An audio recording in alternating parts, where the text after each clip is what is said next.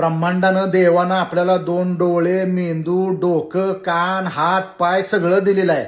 तरीही आपण कर्तृत्व सिद्ध करू शकत नाहीये. फक्त समाजामध्ये 5 ते 10% लोक कर्तृत्व सिद्ध करायला लागलेले आहेत, मोठे व्हायला लागलेले आहेत.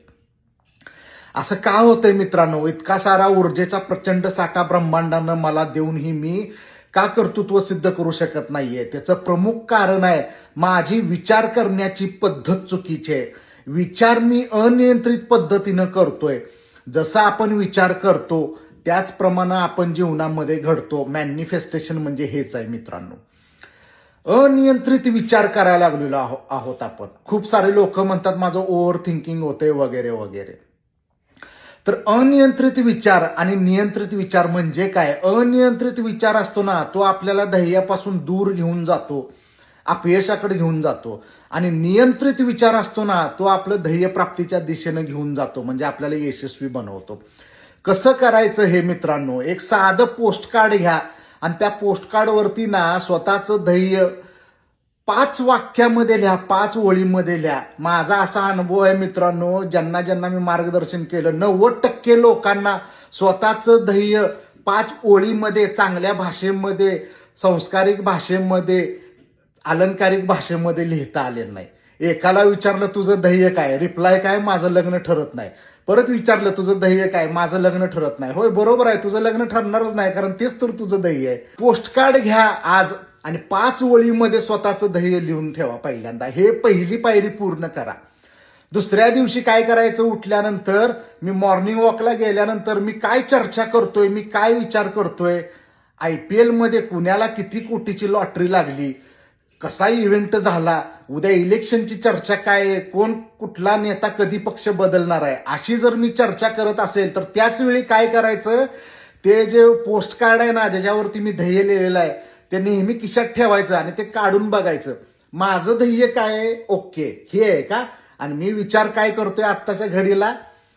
याच्यामध्ये जर विरोधाभास असेल मित्रांनो, तर ओळखायचं की आपण अनियंत्रित विचार करत आहोत. म्हणजे ध्येयासाठी पूरक विचार करत नाहीये, काहीतरी वेगळाच विचार करतोय. ज्या वेळी आपल्याला असं वाटतंय की आता काहीतरी मी वेगळाच विचार करतोय, त्यावेळी ते पोस्ट कार्ड समोर आणायचं, ते लगेच आपले विचार थांबणार. अशानं काय होतं मित्रांनो, हळूहळू आपला मेंदू, आपलं मन अनियंत्रित विचारांपासून, नको त्या विचारांपासून बाजूला व्हायला लागतो. तर माझं जे पोस्ट कार्डवरती लिहिलेलं ध्येय आहे ना, त्याच्या संदर्भामध्ये मी काय विचार करतोय दिवसभरामध्ये, याच्याकडे आपलं लक्ष पाहिजे. ते पोस्ट कार्ड म्हणजे आपल्याला सारखं आठवण करून देणार की तू नको त्या विचार करायला लागलेला आहेस. आणि नियंत्रित विचार म्हणजे काय? जे माझं ध्येय आहे त्याच्या संदर्भामध्ये मी दिवसभर किती विचार करतोय, तो विचार संध्याकाळी काय करायचा? 100 पानी वही घालायची त्याच्यामध्ये लिहायचा. म्हणजे एका बाजूला पोस्ट कार्डवरती आपलं ध्येय झालं, दुसऱ्या बाजूला झालं मित्रांनो ध्येय पूर्ण करण्यासाठी मी काय दिवसभरामध्ये विचार केला. आणि तिसरी गोष्ट असते की यातला कोणता विचार मी सर्वात पहिला कृतीमध्ये आणला पाहिजे, अंमलात आणला पाहिजे, ते लिहून ठेवायचं. हा प्रयोग सलग तुम्ही 1 महिना करा आणि त्यानंतर तुम्ही पहा आपण जे ध्येय ठेवलेलं आहे, जे डोळ्यासमोर ठेवलेलं आहे ध्येय आपलं, त्याच्या संदर्भामध्ये एक चांगल्या विचारांची जंत्री आपल्याकडे तयार होईल आणि त्यालाच कृतीमध्ये नंतर बदलायचं. 32व्या दिवशी कृती करायला घ्यायची त्या आपल्या विचारांच्या आधारे. याला म्हणतात नियंत्रित विचार. नियंत्रित विचार यशाकडे घेऊन जातो आणि अनियंत्रित विचार म्हणजे नको तो विचार, आपलं ध्येय सोडून, तो आपल्याला अपयशाकडे घेऊन जातो. यालाच मित्रांनो म्हटलेलं आहे कस्ता खाणं. तरुणपणामध्ये डोक्याचा वापर करून आपली ध्येय पूर्ण करायची, चांगला विचार करून कृती करून. हे तरुणपणात हे सगळं करावं लागतं. आज महाशय काय सांगतात की तरुणपणात मजा करायची. हो, म्हणजे म्हातारपणात मी रेशनच्या लाईनीसमोर तांदूळ घ्यायला उभा राहतो. तर हे मित्रांनो टाळायचं आहे आपल्याला.